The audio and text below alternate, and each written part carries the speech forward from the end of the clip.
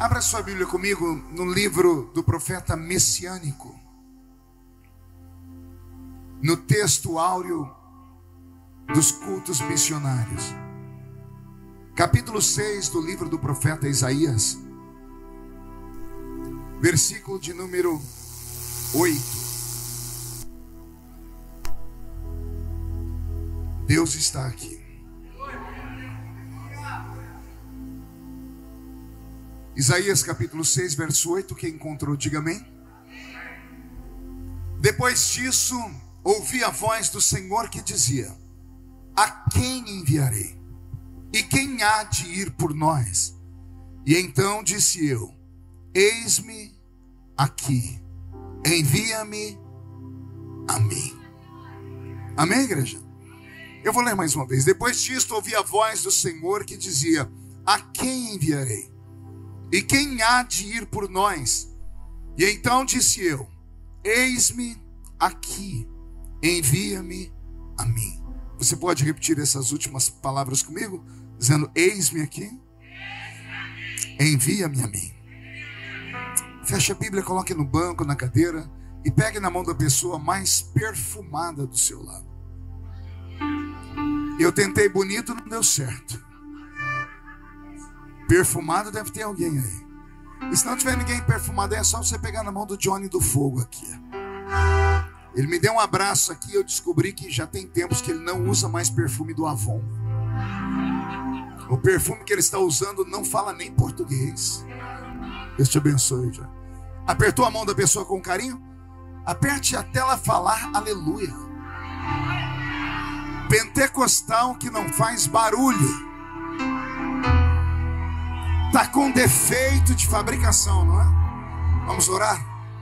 Senhor, nós te exaltamos, nós te glorificamos, e nós entendemos que dentro de alguns minutos, e mais uma vez, esta linda igreja ficará pequena para o tamanho da glória que o Senhor vai mandar do alto dos céus. Os que vieram tristes começarão a saltar de alegria. Os que vieram se arrastando não voltam para casa se arrastando. Hoje voltarão voando nas asas de um novo tempo. E antes que eu comece a revelar os seus mistérios, cerque esta igreja com a sua glória.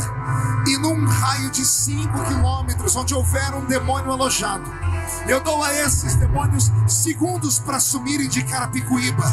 Porque se não sumirem, serão queimados pelo poder da sua glória que aqui será derramada. Rasgue os céus sobre nós esta noite. Manda anjos de fogo descerem aqui. Que estes anjos desçam trazendo brasas de fogo nas mãos. Comecem a esparramar estas brasas entre nós. E onde houver um crente cheio do Espírito Santo, pega ele nesta noite, Jesus, e mostra o caminho da verdadeira e poderosa adoração.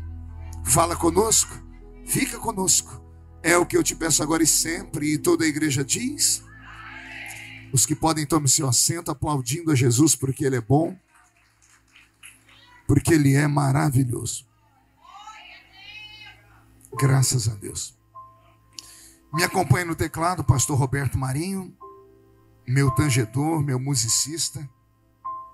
Pastor Roberto morava nos Estados Unidos e era músico do pastor Benny Hinn, um dos maiores pastores evangelistas do mundo. E aí o pastor Roberto veio para o Brasil trabalhar com o pastor Benny Ruim,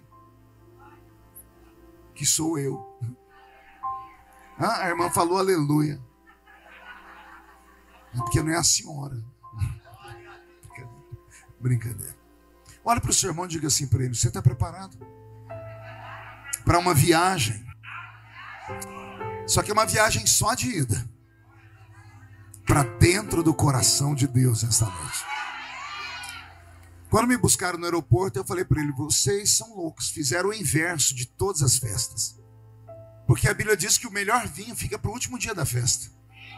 Aí ele trouxe o pior vinho para o último dia da festa. Mas que Deus tenha misericórdia de nós. É um congresso missionário. E desde criança eu frequento congressos missionários. E um dos textos mais lidos em todos esses anos que eu sirvo ao Senhor é o texto de Isaías, capítulo 6, versículo de número 8. Para legitimar a campanha ou o congresso ou a conferência missionária. Aqui nesses versículos que eu li, ou melhor, neste versículo que eu li, nós temos um profeta, um vidente, um homem que tinha nas suas mãos, invisivelmente falando, é claro, uma luneta telescópica, invisível e espiritual, que quando ele colocava nos seus olhos e movia aquela luneta, ele recebia de Deus o dom de enxergar o além, de enxergar o futuro. Isso é um profeta, que é aquele que tem a habilidade de ver o que ninguém vê. E esse profeta, chamado Isaías, quando ele mexia naquela luneta, ele tinha visões extraordinárias. Por exemplo, 700 anos antes de Jesus nascer, ou melhor, antes, isso mesmo, 700 anos antes de Jesus nascer, esse profeta enxergou Jesus. Ele enxergou Jesus plantado no ventre da mãe dele. E foi ele que gritou 700 anos antes de Jesus nascer assim: eis que uma virgem conceberá, dará à luz a um filho, e colocarão nele o nome de Emanuel.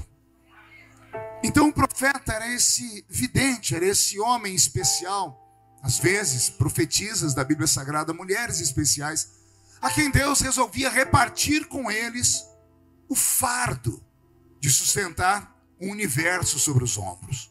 Como assim, pastor? Alma de profeta não é nada fácil de ser interpretada. Eu costumo dizer assim: não entre na alma de um profeta. É como se entrasse em um labirinto. Você entra e corre o risco de não sair mais. Por quê? Porque é um ser humano anormal. Ele come arroz, come feijão, dorme como você, ronca como você, toma banho como você. Mas em alguns momentos da vida ele é tomado. Ele é possuído por algo que não se explica na esfera da terra.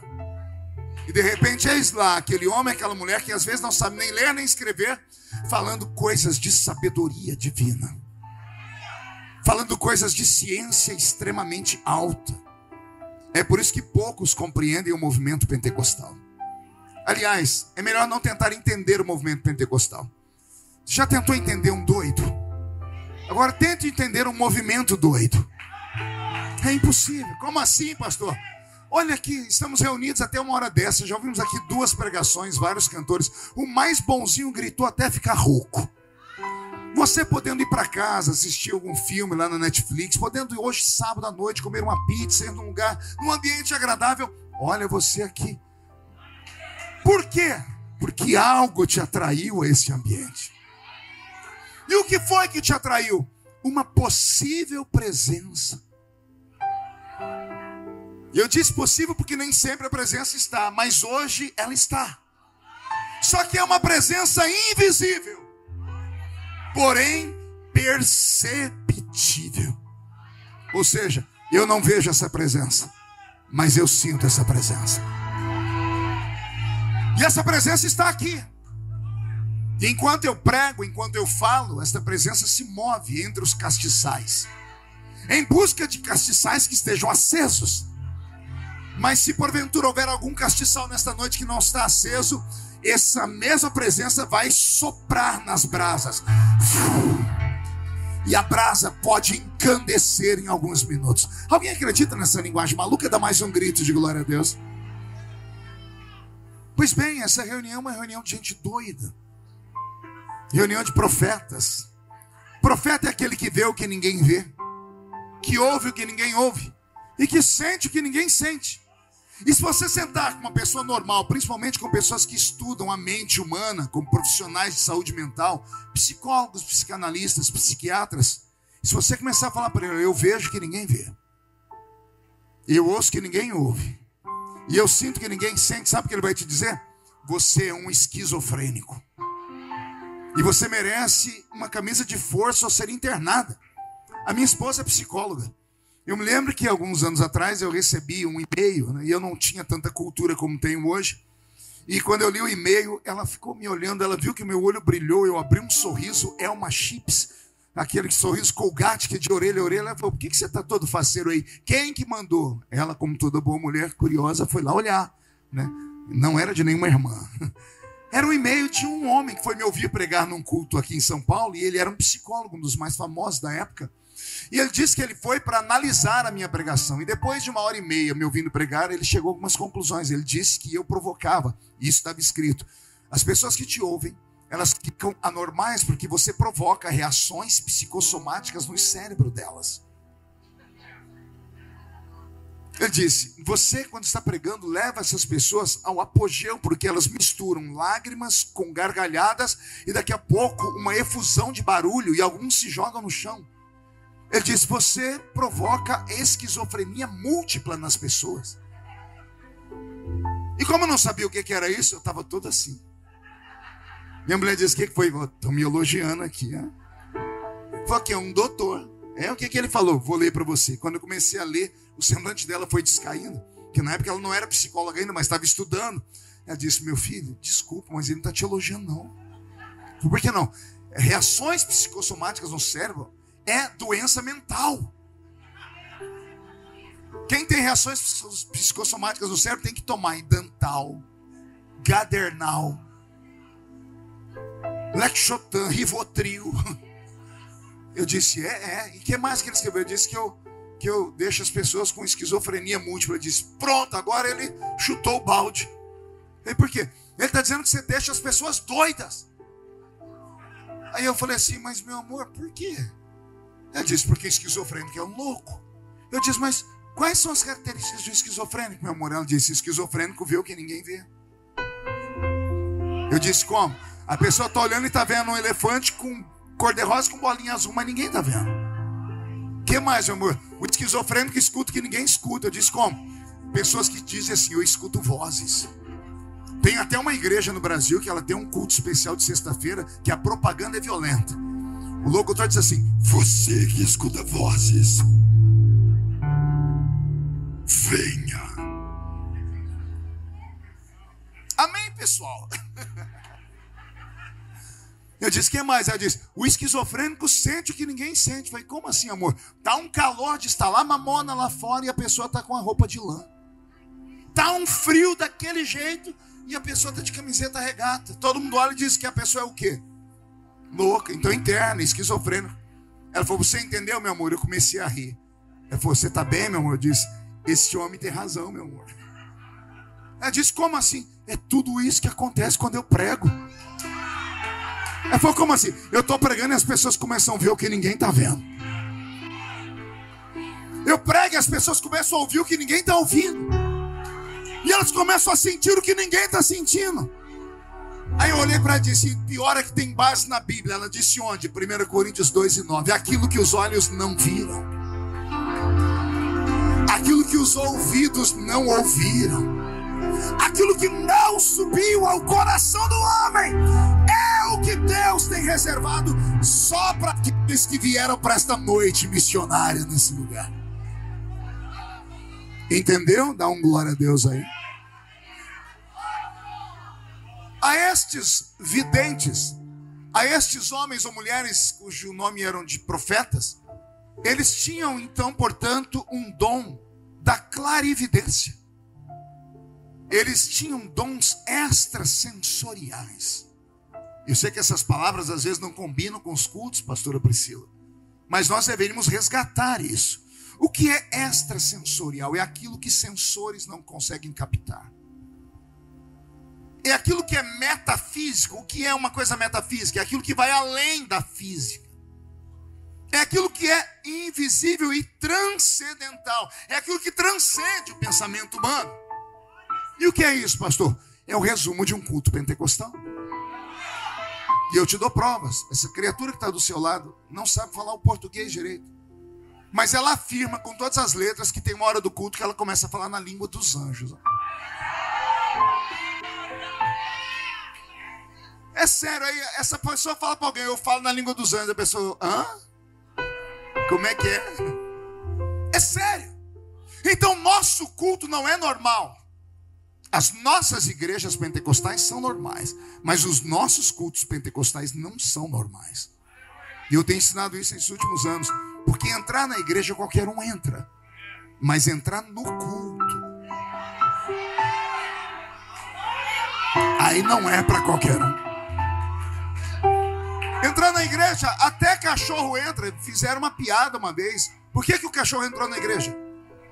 Porque a porta estava aberta. Então não é mérito para ninguém entrar na igreja. Porque eu digo isso? Porque tem crente que jura que só por ele estar na igreja o pastor tem que se curvar e dizer assim: bendito seja você, obrigado por ter vindo, sem a sua presença não ia acontecer nada. Ah, infeliz, você e o seu pastor.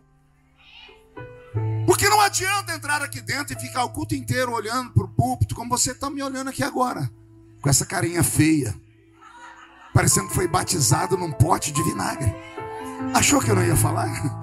Vem para um culto pentecostal, onde a sensibilidade está à flor da pele, mas você não consegue parar nem para olhar, porque o seu olho está paralisado, parecendo olho de sapo que morreu no dia de enchente.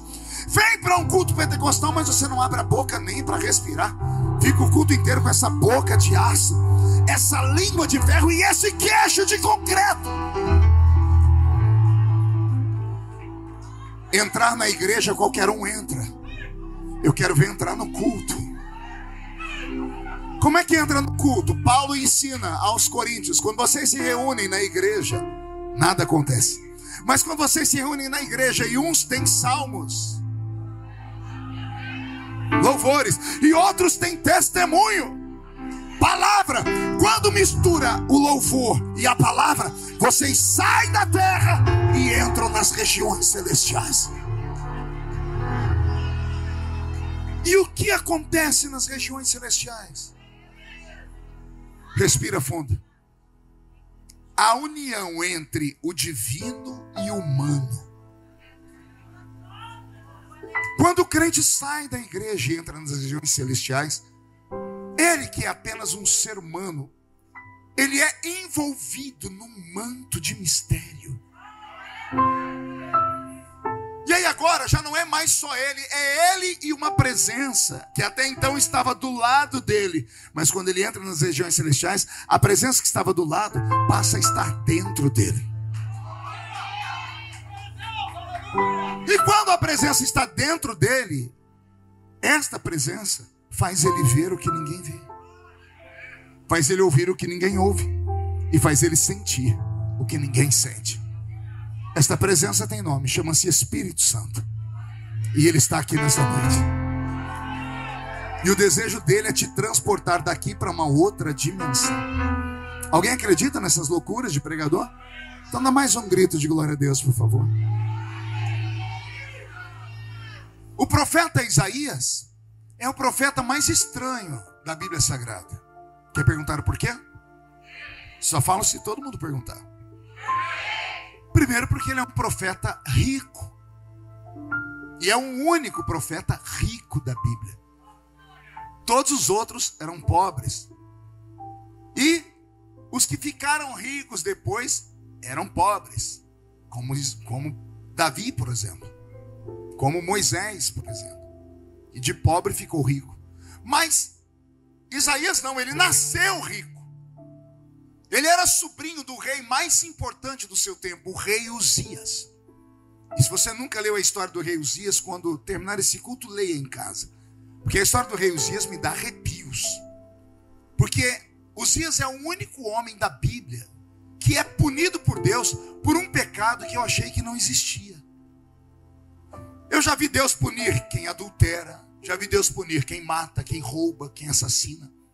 Você já viu Deus punir uma pessoa porque ela é santa? O rei Uzias foi punido porque ele era santo.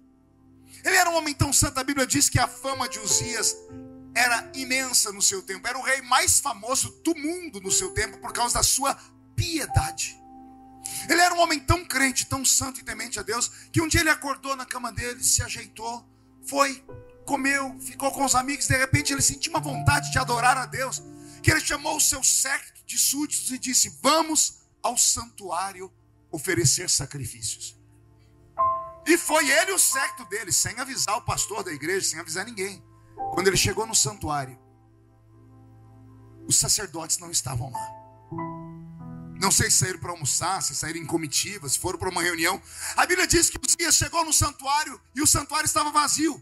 E ele queria sacrificar. Ele disse: eu sinto de sacrificar. Como não tinha ninguém para sacrificar, sabe o que ele disse? Para si mesmo: o que me impede de entrar aqui dentro e dar sacrifícios a Deus? Se sou eu um homem íntegro e reto. Ele entrou, deu sacrifícios a Deus. A Bíblia diz que quando ele estava saindo do santuário, quando ele pisou na saída do santuário, diz a Bíblia, e Deus feriu Uzias com uma lepra que nasceu na sua testa. Tanto lugar para ter uma lepra, bem na testa. Geazi ficou com lepra na mão. As pessoas ficavam com lepra quando encostavam numa ferida. Uzias teve uma lepra na testa. Quer perguntar por quê? Todo rei de Israel, quando era ungido, ele tinha que se ajoelhar. E o azeite era derramado em cima da cabeça dele. E escorria da cabeça pela testa, da testa pelo nariz e a barba. Assim como os sacerdotes, ao compõem com sua ideia que os irmãos vivam em, é como óleo precioso que desce sobre a barba de... Porque o óleo era derramado na cabeça e descia para frente, não pela nuca. Uzias é o único homem da Bíblia que Deus diz assim: eu te ungi, agora eu vou te desungir. Onde eu derramei o azeite, agora eu faço nascer uma lepra. Consegue entender isso? Ele tinha orgulho de ser santo. Ai, Jesus. Isso aqui dá uma pregação de umas 2 horas. Hein? Isso aqui dá uma pregação para aqueles crentes que aqui não tem. Só tem lá na minha igreja. Eles acham que são mais santos do que Jesus. Eles acham que são tão santos que eles podem reunir um grupo e dizer: pastor, tem que excluir aquele ali. Ó. Tem que tirar aquela mulher aí de oração, aquela crente. Onde já se viu? Onde eu vi eles fazendo, eu vi fazendo aquilo, eu vi. São mais santos do que o próprio Jesus. Nenhum deles tem um furo nas mãos. Nenhum deles tem um furo nos pés, nem um furo do lado direito. Mas acham que podem jogar uma alma no inferno. Não ganharam nenhuma. Mas para jogar uma alma no inferno, fazem qualquer coisa. São santos demais. Manda um recado para esses santos: cuidado. Pode nascer uma lepra na sua testa. Resultado: Uzias morreu leproso. Só que antes de morrer leproso, como ele era de uma família santa, ele tinha um sobrinho. O nome dele, Isaia, chamado de Isaías. E como era sobrinho do rei, era um menino crente também. E como era um menino crente, Deus olhou para aquele menino que, tendo dinheiro, tendo tudo, não saiu do santuário orando. Deus disse: vou levantar ele como profeta. E Deus ungiu ele como profeta. Mas parece que não prestou. Quer perguntar por quê? Profeta é sinônimo de sofredor. Eu vejo todo mundo dizendo: Senhor, me deixa ser profeta. Ah, se você soubesse que ia ser um profeta. Tem um profeta da Bíblia que todo mundo ama citar os textos dele, Jeremias. Quem já leu Jeremias? Ele escreveu um livro tão pesado, de tanta profecia, e por causa daquele livro ele foi preso. Você sabia disso? Ele foi preso por causa do seu livro de profecias, porque ele profetizou 40 anos e nenhuma das suas profecias se cumpriu. Aí o rei de Israel falou assim: você é um falso profeta, vai parar atrás das grades. Isaías foi preso numa masmorra, não era em uma prisão comum. A masmorra ficava no subsolo do palácio, e o subsolo, perto dos lençóis freáticos de água, eram úmidos. E por causa da umidade, Jeremias contraiu tuberculose. Ele morreu tubérculo, cuspindo sangue. Mas antes de morrer, na masmorra, ele escreveu um outro livro. Pergunte qual? Lamentações. Ele escreve esse livro porque ele lamenta de ter sido levantado por Deus numa época em que Deus não cumpriu nada do que ele falou. Tanto que ele termina o livro no capítulo 5, verso 21, se não me falha a memória, dizendo assim: renova os nossos dias como dantes, a não ser que o Senhor esteja sobremaneira irado contra nós. Imagina você profetizar por 40 anos, nenhuma das suas profecias se cumprir, e você morrer tubérculo dentro de uma masmorra. Você pode imaginar Jeremias indo lá para o seio de Abraão, O único que vai para o seio de Abraão, e no seio de Abraão está todo mundo sorridente. Está Abraão, Moisés, todo mundo batendo papo, conversando, todo mundo lá no seio de Abraão, um paraíso. E o único xarope, rosto fechado, chorão, é Jeremias. E todo mundo pergunta: por que você está triste? Eu falei: eu estou aqui, mas lá na terra ninguém acreditou mais no que eu falei. Como assim? Eu morri porque ninguém nunca acreditou nas minhas profecias. Eu estou triste. Imagina um dia o próprio Deus andando lá no seio de Abraão, dizendo: e aí, Jeremias? O que foi, Senhor? Você está triste por quê? Eu profetizei, mas ninguém acreditou. Jeremias, vou te dar uma visão agora que você nunca imaginou. Qual? Você já ouviu falar do meu filho? Aqui no céu o nome dele é Ancião de Dias, mas na terra o nome dele é Yeshua.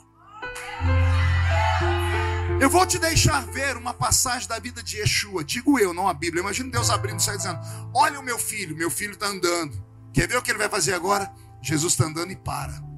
Ele olha para os discípulos e diz: quem dizem os homens que eu sou?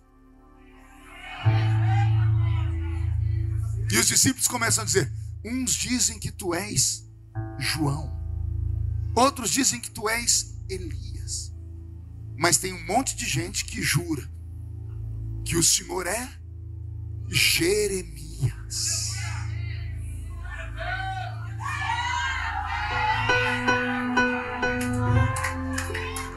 Toda vez que eu me lembro disso, eu me emociono. Imagina você ser punido aqui na terra porque profetizou e nada do que você profetizou se cumpriu. Aí Deus encarna na terra. Deus está andando na terra e começa a profetizar. Aí alguém pergunta, aí ele pergunta: com quem eu pareço? Alguém diz: estão dizendo que o Senhor é Jeremias. Porque o Senhor profetiza como ele, fala como ele, age como ele.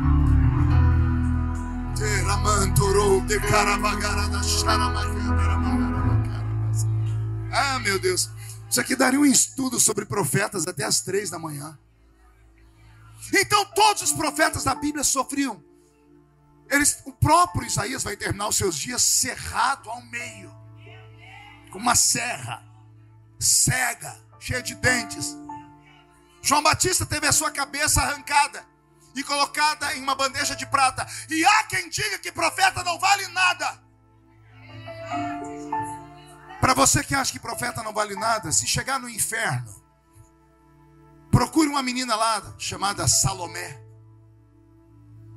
e pergunta para ela qual é o valor de um profeta.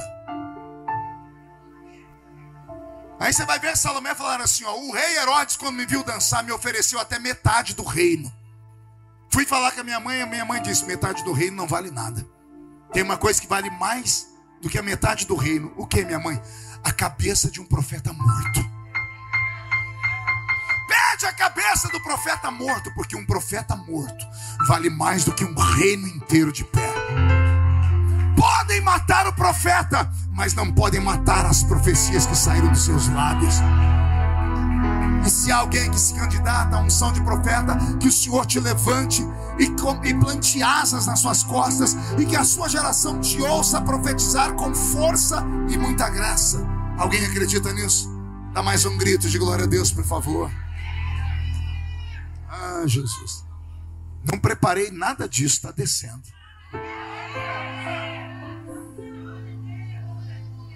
Eu disse que não prestou porque, como ele era um profeta, e geralmente profeta, como ele sabe que quem está por cima dele é Deus, ele tem autoridade para falar. Só que no caso de Isaías, além dele acreditar que Deus estava em cima dele mandando, ele olhava para trás e tinha o tio dele. E quem é o tio dele? O rei de Israel. Mas não era só um rei, era o rei mais famoso do seu tempo. E sabe o que isso fez com o menino? Estragou o profeta. Ele começou a viver só apontando o dedo para os outros. Do capítulo 1 até o capítulo 6, você vai ver ele apontar o dedo e falar assim: ai de ti que bebe, ai de ti que adultera, ai de ti que troca o bem pelo mal, ai de ti que adora imagens de pedra, ai, ai e ai. Ele só colocava o dedo na ferida dos outros. E quem conhece profeta sabe que a função do profeta não é só ter. A profecia tem 3 sentidos.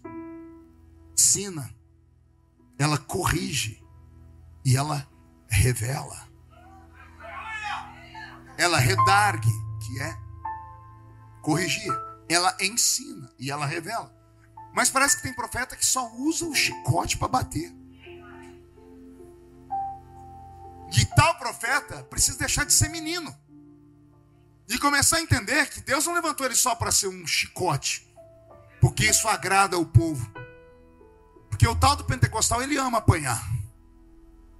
O culto está do jeito que for, vem um pastor, começa a bater, alguém grita, fala Deus.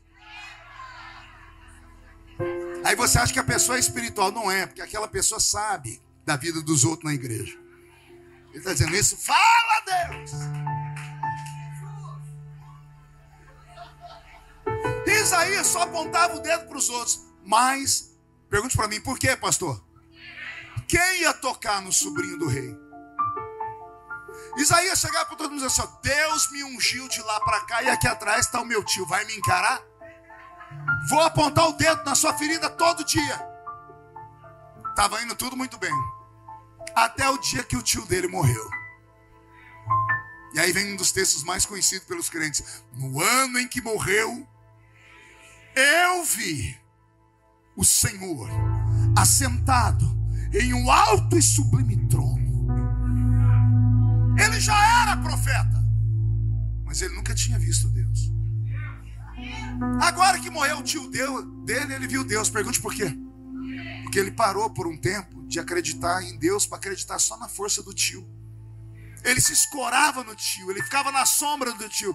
Precisou o tio dele morrer para ele enxergar Deus. Porque o tio dele, na vida dele, era maior do que Deus. Ai, Jesus, fala ou não fala? Quantas pessoas você sabe que foram consagradas só para fazer a vontade dos homens? Só foram porque o pastor falou, deita, senta, finge de morto, rola. Vai ver se eu estou ali na esquina, mas vai ver se eu estou ali na esquina. E a pessoa vai e volta. Você pode ser consagrado. Por isso que nós estamos com uma safra tão ruim de pastores e pregadores, que não são ungidos pelos homens, ou por Deus, foram consagrados por homens de verdade. E tem um problema, porque o que o homem consagra, o homem desconsagra. Agora, quando é Deus que consagra, não tem homem na terra, não tem demônio no inferno, não tem anjo no céu capaz de desconsagrar a criatura. Por isso que o profeta tem que saber de onde é que vem a chamada dele, se vem de cima ou de trás. Se vier de cima, vai na tua força.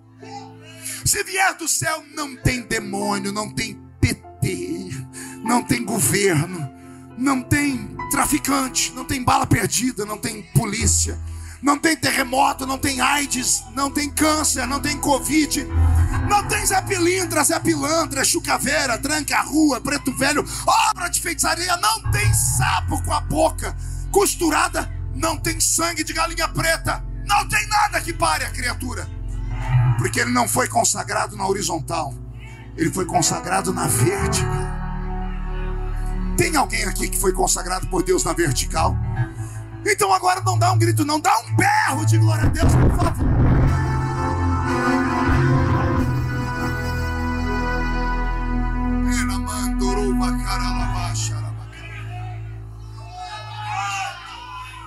Enquanto ele via o tio dele, ele apontava o dedo para os outros.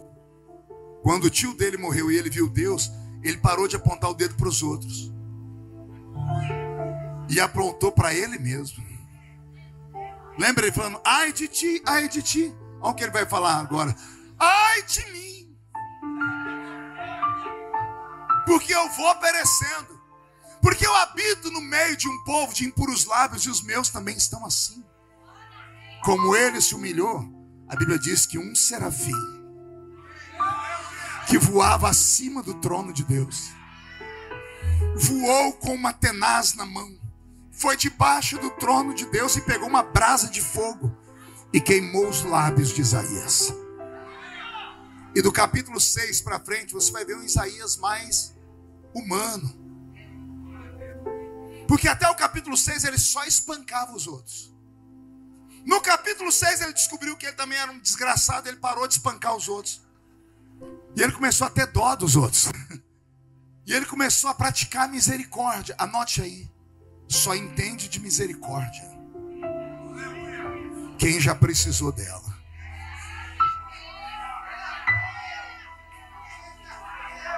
Anota aí no seu coração, escreve na sua Bíblia. Só entende de misericórdia quem precisou dela.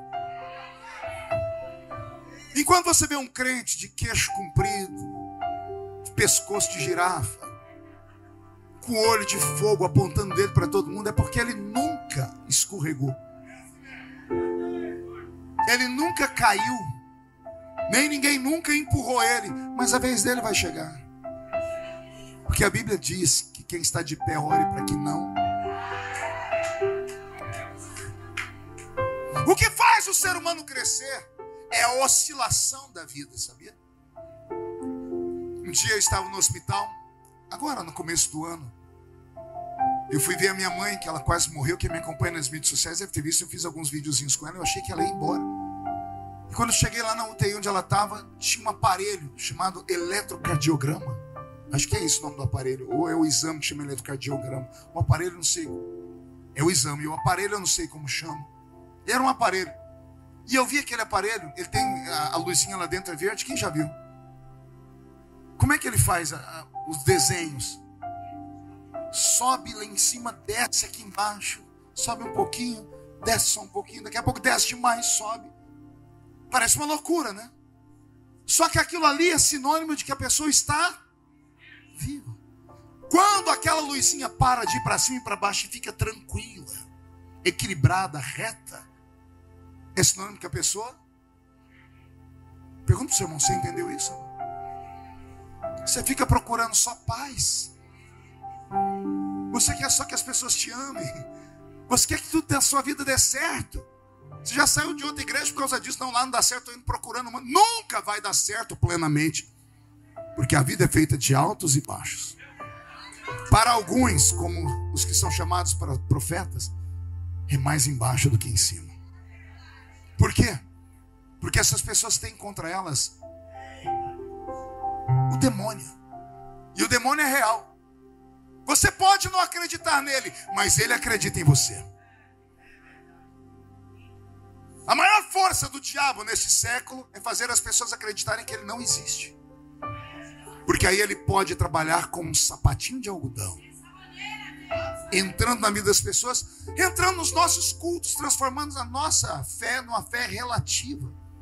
Porque hoje você não pode mais pregar nada, porque nada pode ser mais absoluto. Tudo depende do ponto de vista de quem vê. É tudo relativizado. Mas aquele que ainda teme a Deus sabe que só existe um lugar seguro no mundo. E esse lugar mais seguro do mundo tem nome, chama-se o centro da vontade de Deus. Não é fácil, mas é o lugar mais seguro do mundo. No centro da vontade de Deus, a promessa do Senhor é: se passares pelo fogo, a chama não te queima. A promessa não é: eu te livro do fogo. A promessa é: eu te livro no fogo. A Bíblia diz que Deus livrou Ananias, Misael e Azarias, apelidados de Sadraque, Mesaque e Abednego, do fogo? Não, no fogo. Então Deus livrou eles do poder da morte pelo fogo, sim ou não? Mas Deus não livrou eles do medo, da agonia. Tanto que a oração deles chega a ser uma oração de que quem parece que começam gritando e depois vão afinando. Fique tu sabendo, ó rei, que o nosso Deus pode nos livrar da fornalha de fogo. Aqueles estão para cima, aí começa a ficar para baixo. Todavia, ainda que ele não nos livre, não negaremos o nome dele. Eles vão para a beira do fogo com medo, porque eles não sabem que são libertos. Eles sentem o calor do fogo, a agonia, mas o fogo não pôde queimá-los. Pega esta palavra. Deus não vai te livrar da ansiedade, nem da agonia, nem da angústia. Ele vai te livrar do resultado final lá. Era para te matar, você não morre. Era para perder tudo, você não vai perder. Mas o medo tem que permanecer dentro de você, porque senão você vai ficar muito dono de si mesmo, achando que é o rei da cocada santa. Se eu contar para vocês, vocês não vão acreditar. Até hoje, quando eu vou pegar no microfone para pregar, eu tenho medo. Até hoje. E olha que eu prego desde os 13 anos, eu tenho 50. Eu já preguei milhares de cultos. Até hoje, quando vou pregar, eu tenho medo. Por quê? Porque eu não vou para uma palestra. Eu não sou um coach. Eu sou um profeta. As palavras que eu prego mudam corações. Mudam chaves dentro da mente da pessoa. A pessoa está com vontade de morrer, ela sai com vontade de viver. Isso eu tenho tentado ensinar para esta nova geração, para os pregadores. Me pergunto, qual é o segredo, pastor? Eu digo, o segredo é tratar a igreja como a noiva. E lembrar que a noiva tem um noivo. Então nunca deixe, pregador ou cantor, a noiva se apaixonar por você. Entenderam aí ou não? Vou falar de novo. Quando Jesus te levantar como o maior profeta da sua geração, quando Jesus se levantar como o maior cantor, o maior compositor da sua geração, e as pessoas te aplaudirem, colocarem tapetes vermelhos para você, te exaltarem, não olhe para aquela noiva dizendo assim, ela está me amando, ela se apaixonou por mim, porque o noivo tem ciúmes. As pessoas perguntam, como é que o senhor aguenta tanto tempo? Eu estou há 31 anos pregando, Johnny.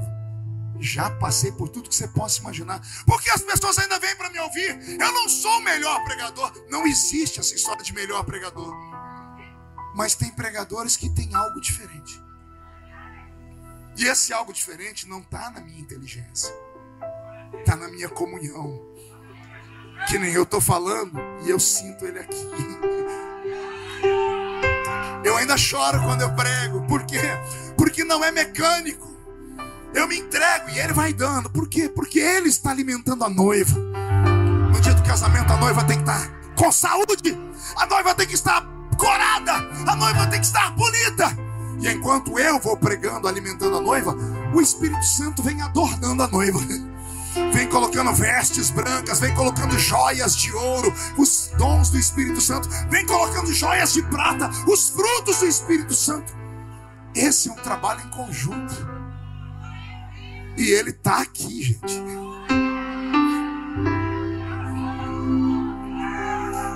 Ah, meu Deus.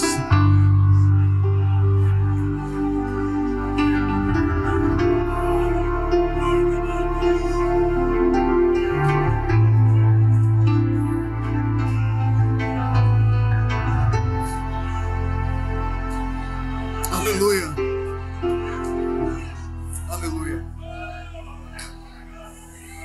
Foi esse Isaías que, quando viu Deus e teve os seus lábios queimados, se tornou um eco da voz de Deus na terra. Eu disse o eco. Eu disse o quê? Porque o capítulo 6, o versículo 8, não é Isaías que está respondendo a uma pergunta de Deus. Isaías foi tomado pelo Senhor. O grito, a pergunta é de Deus: e agora, a quem enviarei? Pelo que respondi eu: eis-me aqui, envia-me a mim. Esse texto não tem nada a ver com Isaías. Muda a música, Bento. Isaías está neste momento antevendo o futuro e misturando ele com o passado. O Velho Testamento inteiro, ele é dominado pela figura de Deus Pai. Diga comigo, Deus Pai. Quem domina o Velho Testamento é Jeová, ou Yahvé, também conhecido como o anjo do Senhor. É ele quem domina, de Gênesis até Malaquias. Quando terminamos esse período, que na verdade compreendem 5 dispensações bíblicas: dispensação da inocência, consciência, governo humano, era patriarcal e lei, que são períodos em que Deus se manifestou na terra aos homens, em que ele levantava homens para fazer com eles uma aliança. Deus percebeu que de Gênesis até Malaquias os homens não conseguiram compreendê-lo. Os homens rejeitaram Deus. Por isso que a Bíblia Sagrada, o Velho Testamento, finda em Malaquias. Por que houve um Velho Testamento? Porque no Antigo Pacto o homem fracassou. E Deus abandonou o homem em Malaquias. Deus voltou para o céu, se trancou no seu trono, sentou e ficou lá. Entre Malaquias e Mateus, o Velho e Novo Testamento, nós temos um período chamado de período interbíblico, que é um período de 400 anos, que Deus ficou sem falar com a raça humana. Pergunte por quê? Só falo se todo mundo perguntar. Deus tentou com Adão e Adão pecou. Deus tentou com Caim e Caim matou Abel, pecou. Deus tentou com os patriarcas, Noé, e Noé bebeu, ficou pelado. Deus tentou com Abraão, e Abraão mentiu, dizendo que Sara era a irmã dele, quando na verdade era a esposa dele. Jesus vai dizer mais tarde que quem mente é filho do... Deus levantou Moisés, e o pastor Moisés, que recebe o rebanho, deveria ter começado o ministério dele, como Jesus ensinou, o bom pastor dá a vida pelas suas ovelhas. Mas o pastor Moisés começa matando um homem, enterrando ele na areia. Deus levantou Davi segundo o seu coração, e Davi manda matar Urias e adultera com Batseba. Deus levantou Sansão para libertar Israel, e o libertador morre preso no templo de Dagon. Deus levantou Salomão para dizer que a sabedoria leva o homem ao céu, e o homem mais sábio do mundo morreu louco aos pés dos ídolos, as suas 700 mulheres e 300 concubinas. Deus olhou para baixo e disse: ninguém presta, porque todos pecaram e destituídos estão da glória de Deus. Aí Deus determina: o salário do pecado é a alma que pecar essa. Malaquias, Deus deixa a terra, entra no céu, vai no Santo dos Santos, senta no trono, olha para a terra e dá um grito. Pergunte qual? Eu fui e não me aceitaram. E agora? A quem enviarei? E quem há de ir por nós? Por que ele grita isso? Porque se ele, como Deus, foi e os homens rejeitaram, a quem ele vai enviar? A Isaías, como é profeta, ele viu isso. E ele fala do que ele está ouvindo. E Isaías ouviu lá no céu, se levantando à direita de Deus, um ancião de dias. Porque Deus gritou: e agora, a quem enviarei? Não tem ninguém para enviar, porque se eu fui e eles me rejeitaram, e todos pecaram, não tem quem enviar. À direita de Deus Pai levanta alguém que diz assim: Pai, eis-me aqui, envia-me a mim. Você entendeu isso ou não? Quem é que fala isso? Jesus. Por que Jesus falou isso? Porque não havia ninguém para nos salvar. Paulo vai falar isso mais tarde. A salvação não é por obras, para que ninguém dela se glorie. Não existe nada que eu ou você possamos fazer para ser salvo, a não ser acreditar. No quê? Que Jesus morreu, derramou seu sangue por nós, ficou 3 dias no centro da terra, e ao 3º dia ressuscitou.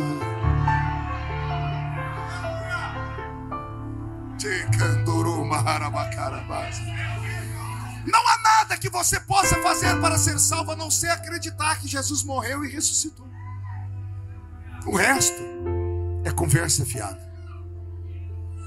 E por que Jesus morreu?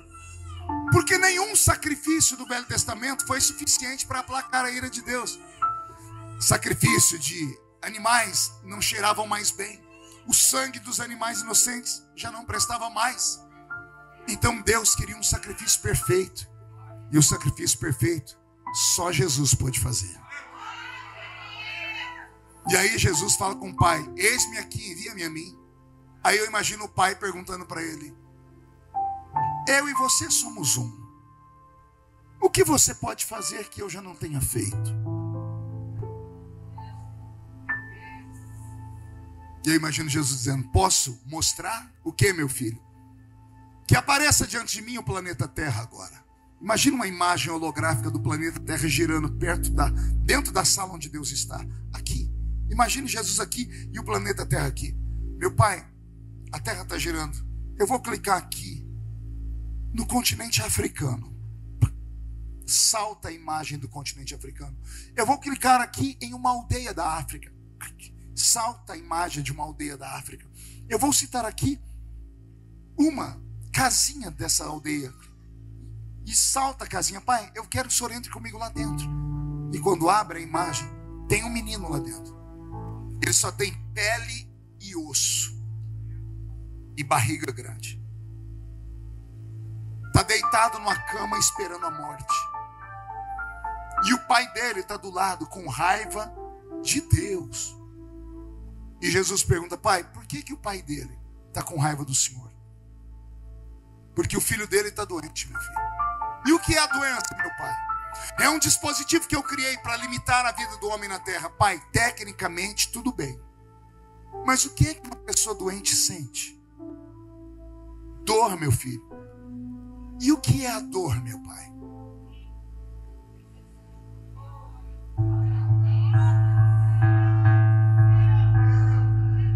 Eu imagino Deus Pai dizendo: eu criei, mas eu nunca experimentei.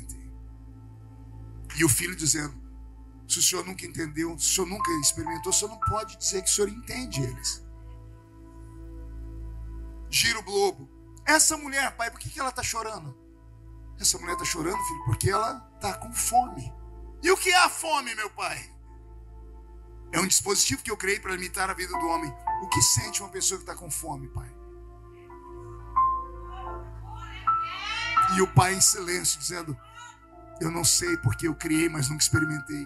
E a sede? E a traição? Por que aquele homem quer se matar? A mulher traiu ele, mas que sentimento é esse? E o pai dizendo: onde você quer chegar, filho? Pai, tem uma coisa que eu posso fazer que o senhor não fez. O que, meu filho? Eu posso ser igual a eles.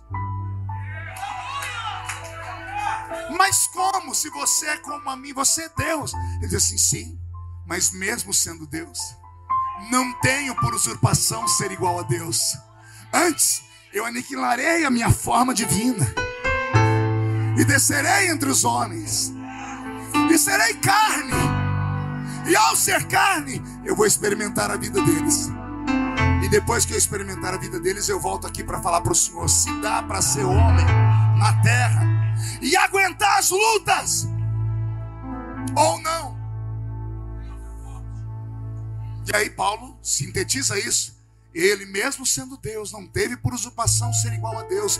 Antes aniquilou a sua forma divina e desceu entre nós e se fez carne. Aí Jesus vem e nasce. Deus encarna. Ó João tentando explicar. No princípio era o verbo. E o verbo era Deus. E tudo que ele fez, ou tudo que foi feito por ele. Sem ele nada que foi feito se fez. João faz uma bagunça que a gente não entende nada, porque ninguém entende. Deus encarnar aqui. Aí Deus se fez homem e chorou como a gente. Sentiu dores, sentiu fome, sentiu sede e sentiu o peso da traição quando Judas beijou o rosto dele. E mesmo sendo tentado em tudo, aguentou tudo. Quando ele estava na cruz, que era hora de desistir de todo mundo, ele disse: perdoa-os, porque eles não sabem o que fazem. Ele olhou para baixo e disse assim: como você, mulher, me amou, como você é minha mãe, como você se dedicou a mim, e eu estou indo embora, porque o filho tem que cuidar da mãe, eu não vou poder estar mais aí. Então eu vou imortalizar esse moço que está do seu lado. João, Ele vai viver para cuidar da senhora até o fim. É por isso que a gente vai ler lá em João capítulo 20, verso 21, Jesus falando: que importa que João viva, até que me veja voltar no meu reino e na minha glória. Dos 12 discípulos, 11 morreram de maneira martirizada. João é o único que ninguém consegue matar ele. Pergunte por quê? Ele tinha que cuidar da mãe de Jesus. Olha como mãe é valiosa. Olha Deus mandando recadinhos aí. Visita a velha. Perdoa a velha. Ama a velhinha. Ah, mas não tem mais nem menos. Mãe é uma só, gente. Pode falar que tem a outra do coração, aí, pode falar o que for. Mãe é uma só. E tem um versículo na Bíblia que tem é o único dos 10 mandamentos que tem uma promessa: honra teu pai e tua mãe. Não está escrito honra teu pai e tua mãe porque eles são bonitos, porque eles te dão carinho. Não está escrito honra teu pai e tua mãe porque eles te deram amor. Está escrito honra teu pai e tua mãe, para que tudo te vá e para que se prolonguem os seus dias na... Jesus honrou a mãe dele. Tem tanta coisa que eu aprendo com Jesus que isso aqui vai acabar virando um seminário. Vou parar por aqui. Quer ver uma coisa linda que ninguém nunca pregou? Se pregou, você não deve se lembrar. Quando entraram na tumba onde Jesus havia sido colocado, depois que ele ressuscitou, num cantinho tinha um pano dobradinho. Isso mostra que Jesus era organizado. Alguém pode entrar no seu quarto, garota? Alguém pode entrar no seu quarto, varão?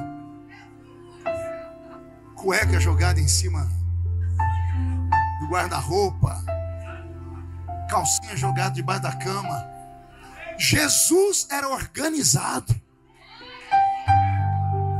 Por isso ele era o varão perfeito. E nós somos quem? Pessoas que estamos procurando a estatura de um varão perfeito. Temos que nos espelhar nele. Com esse texto de Isaías 6:8, eu entendo que é obra missionária. Obra missionária é renúncia. É alguém que renunciou o céu para viver a nossa vida. É amar alguém que não nos ama. É fazer pelo outro sem esperar o outro te dar nada em troca. É pegar aquele que te traiu e dar um beijo no rosto dele e dizer: amigo, o que tem que fazer, faz rápido. Eu sou da época em que congresso missionário só se falava em missão. E o nosso sonho era ser missionário. Missionário mesmo, de deixar toda a vida, como Jesus fez com os dele. Os 12 abandonaram a vida para ganhar almas. Não para ganhar dinheiro. Não para ganhar fama. Não para ganhar status, nem vida confortável. Ah, pastor, mas e se ele quiser dar? É muito bem-vindo. Eu tenho tudo isso. Hoje eu tenho fama, tenho dinheiro, tenho carinho das pessoas, tenho uma vida equilibrada. Mas eu nunca pedi isso. Eu lá no meio do mato eu dizia: eis-me aqui. Envia-me a mim. Para o mundo inteiro. Eu nem sabia que o mundo era tão grande. Eu vi os pregadores pregando, eu quero pregar igual eles. Eu ia para frente do espelho, pegava uma escova de cabelo e ficava imitando eles. Eu dava cada pulo, cada grito. Primeira vez que eu preguei, fiquei cheio do Espírito Santo. Eu dei um golpe que o irmão disse: o espírito do Bruce Lee pegou ele.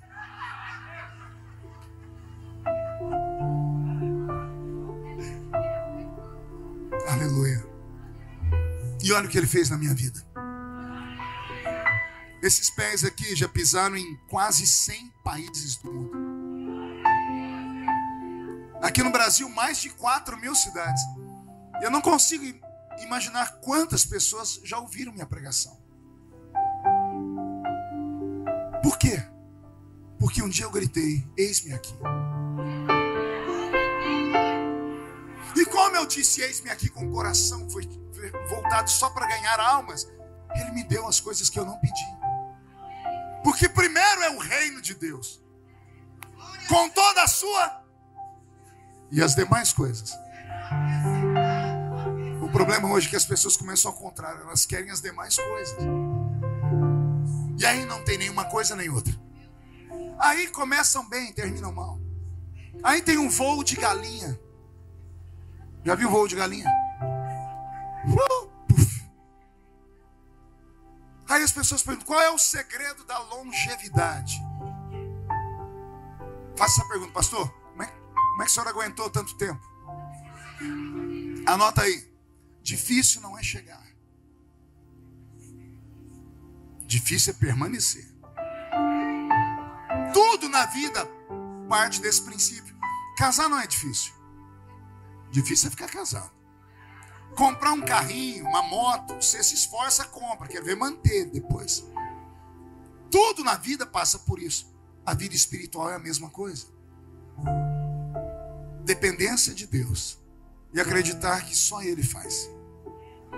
Pastor, o senhor não fica vaidoso? Não, eu aprendi a separar. A glória vai para Ele, a alegria fica para mim. Entendeu ou não? Quando você pregar e cantar e o céu descer, deixa a glória para Ele. Fica com você somente a alegria de você ter sido usado por Ele naquele dia. E a glória do Senhor vai envolver a sua história. Por que eu estou pregando tudo isso aqui nessa noite? Não sei. Está sem rumo? Não está, porque Deus está falando. No íntimo e no profundo. Ele começou falando sobre quem quer ser profeta. E ele está terminando com um testemunho de alguém que se tornou um profeta. Deus te trouxe nesta conferência missionária, nesta igreja, só para falar com você. Eu ainda preciso de você. Deus precisando de mim, pastor? Sim. Ele precisa de um corpo. A igreja é chamada de corpo. Por que do corpo? Sem um corpo ele não tem como se locomover, nem tocar. Ele precisa da sua voz para falar através de você. Ele precisa dos seus olhos para enxergar através de você. Ele precisa dos seus ouvidos para ouvir o gemido das almas. Não faz sentido estarmos na igreja e ignorarmos o nosso vizinho. Não faz sentido você ser cheio do Espírito Santo na igreja, chegar na escola e ter vergonha de falar para as pessoas que você é crente. Não faz sentido você ser cheio de Deus aqui no seu trabalho, as pessoas nem saberem que você é um cristão. Você quer fazer obra missionária em uma dessas bandeiras do mundo, mas há uma obra missionária dentro da sua casa.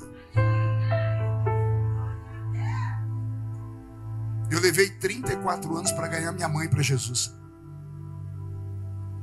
Levei ela aos pés da cruz, batizei ela nas águas. Está salva. 34 anos, 3 décadas e um pouquinho. E você já desistiu da sua casa. Você já desistiu de todo mundo. Já entregou até na mão do diabo. Falou, não, faz o que quiser, que o diabo te carregue. Paciência. E acredite que quem salva não é você. Quem salva é Ele. Porque um dia eu fui perguntar, por que o senhor salva todo mundo e não salva minha mãe? Ele disse, porque não é você que salva, sou eu que salvo e eu tenho meu tempo. A você cumpre aguardar e continuar perseverando, orando. Ora, porque senão o diabo leva ela em...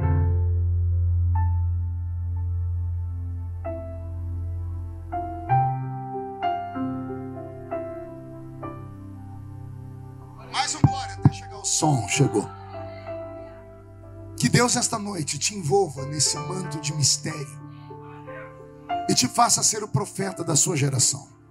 Porque eu vou profetizar que antes do dia 31 de dezembro de 2023 você vai se ver sentado com a sua família ao redor de uma mesa farta. Haverá tanta alegria nesse dia que você vai ver os seus filhos, os seus parentes ao redor da mesa, salvos. Você vai se lembrar desse culto aqui e vai dizer, aquele pastor tinha razão. Eu e a minha casa, cheios do Espírito Santo, serviremos ao Senhor.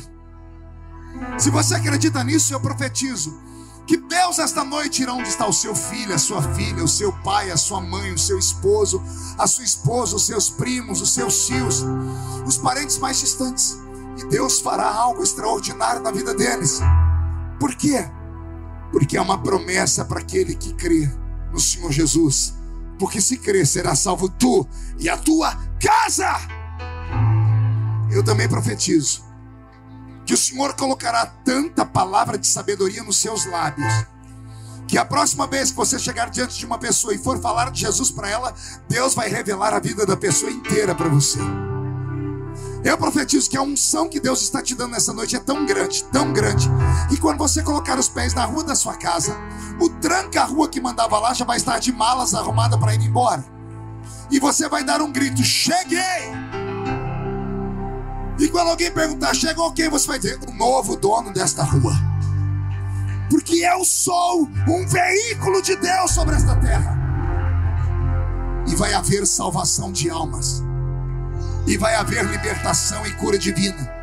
E vai acontecer um tempo de mistérios e milagres. E só quem crê diga: eu creio. Todos de pé.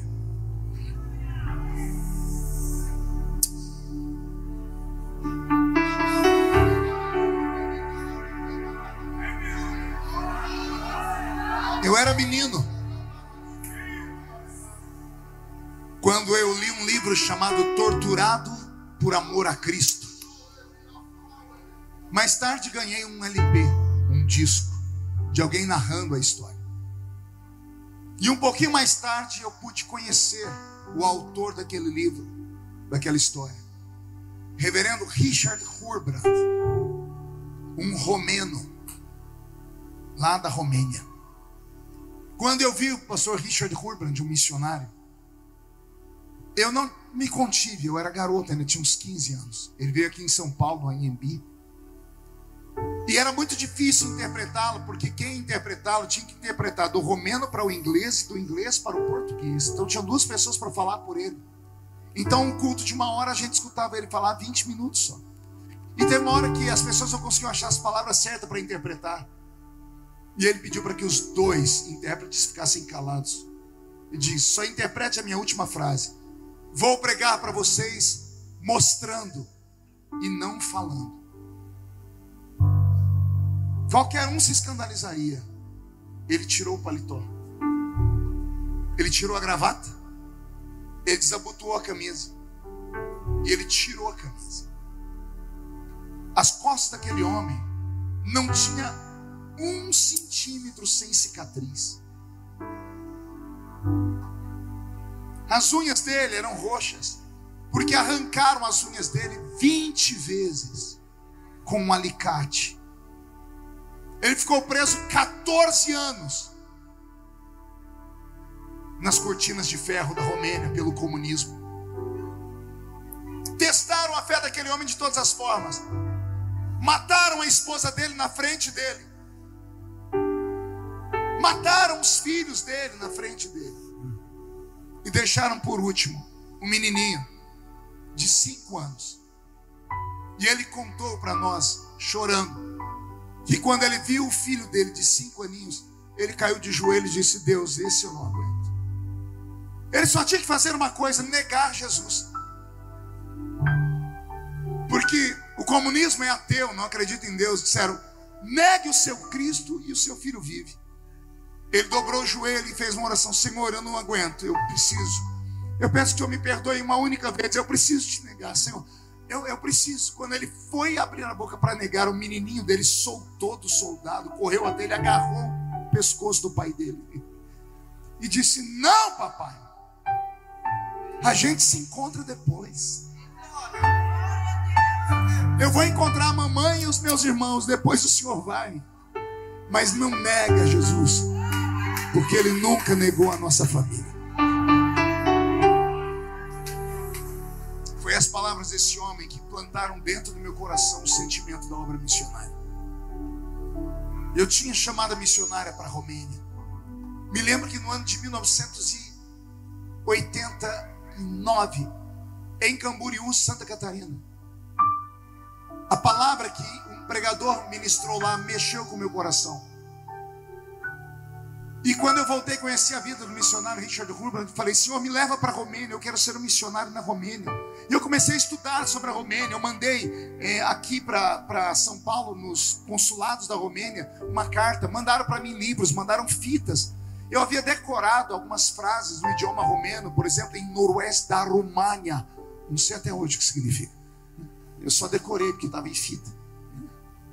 E eu quis a obra missionária, eu sempre quis. E o Senhor nunca me levou à Romênia. Eu me desviei dos caminhos do Senhor. O ano que eu voltei, fui para Camboriú. Quando chego lá, Santa Catarina estava despedindo o primeiro missionário brasileiro para a Romênia. E eu falei: era para eu estar ali, e perdi a chance. Aí Deus remodelou a minha vocação divina. Mas como Deus é Pai, um dia eu estou em Israel, fiz um batismo lá no Rio Jordão, batizei 140 pessoas. Quando eu estava terminando o batismo, com as mãos erguidas para o céu para orar, chegou 3 pessoas gigantes, 2 homens e uma mulher desse tamanho, os dois, todos eles mais de 1,90 m, usando uma roupa branca para batismo, só que aqui tinha a imagem de Maria. Os 3 tinham roupa com a imagem de Maria. Aí eles vieram falando inglês comigo, disseram que queriam ser batizados por mim. E eu disse: por que por mim? Eles apontaram para um canto do Jordão, dizendo: nossa turma está sendo batizada lá. Mas quando nós olhamos para cá, nós vimos acontecer aqui o que está escrito na Bíblia. Nós vimos o céu aberto e uma luz descer. Os outros não viram, mas nós 3 vimos. Então nós queremos que você nos batize. E os 140 crentes que eu batizei, todo mundo olhando para a imagem de Maria. E eu olhei para a roupa deles, olhei para eles. Eles eram de outra linha do cristianismo. E eu fiz para eles a pergunta de Filipe, a pergunta que ele fez ao eunuco de Candace: vocês creem em Jesus Cristo como seu Salvador? Creem que Ele morreu e ressuscitou? Se você crê, eis aí a água. O que impede de serem batizados? E eu batizei aqueles 3 em nome do Pai, do Filho e do Espírito Santo. Eles levantaram, foram saindo. Eu sentei num canto do Jordão para tirar uma meia, porque a gente entra com meia lá, porque só tem pedra. Eu estava tirando uma meia, um deles voltou e disse assim: quando você for no nosso país, visita a nossa igreja. E eu disse: qual é o seu país? Romênia. Quando ele falou Romênia, meu coração começou a bater forte e o Espírito Santo falou: eu sou o Deus que realiza os sonhos de chamada missionária. Você não foi até a Romênia, filho, mas eu trouxe a Romênia até você.